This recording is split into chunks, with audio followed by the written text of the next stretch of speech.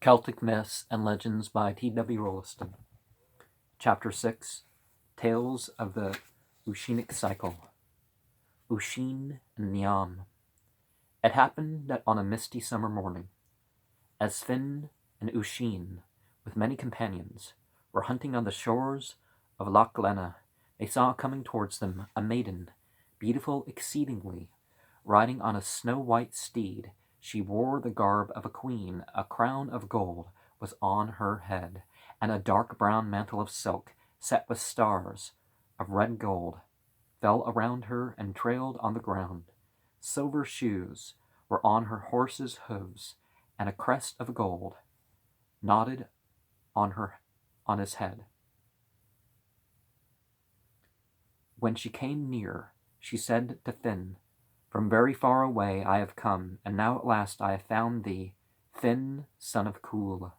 Then Finn said, "What is thy land and race, maiden, and what dost thou seek from me?" "My name," she said, "is Niam of the golden hair.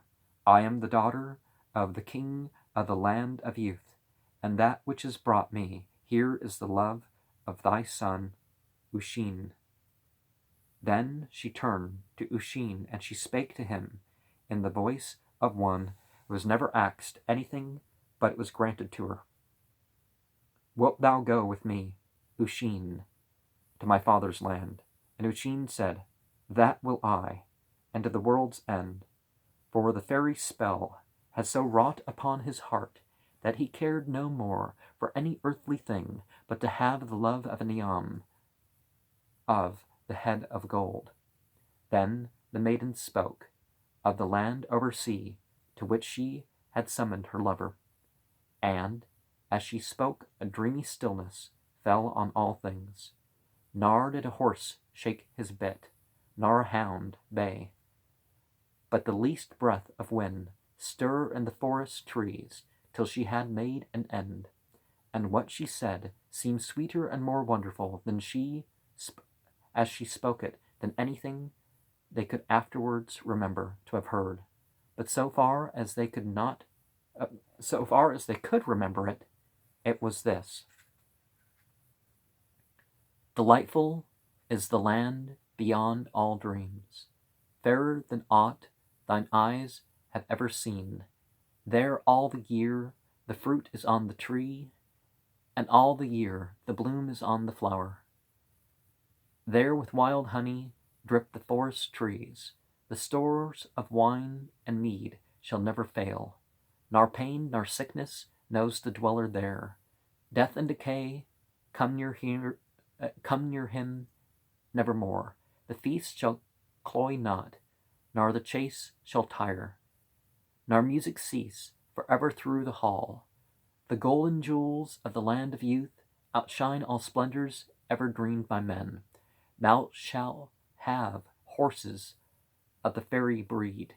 Thou shalt have hounds that can outrun the wind. 100 chiefs shall follow thee in war. 100 maidens sing thee to thy sleep.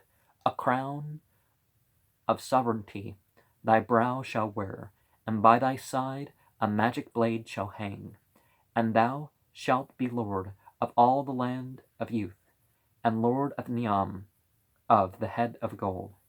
As the magic song ended, the Fians beheld Oisin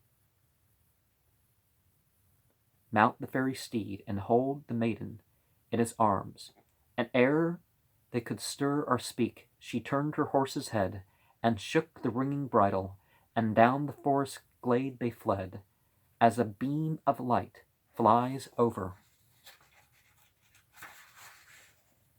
the land when clouds drive across the sea. And never did the Fianna behold Oisin, son of Finn, on earth again. Yet what befell him afterwards is known.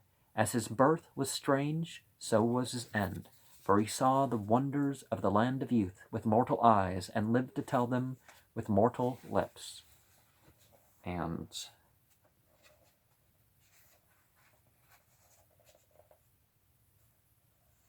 there is still occasional claims of spirits that basically reserve humans to themselves.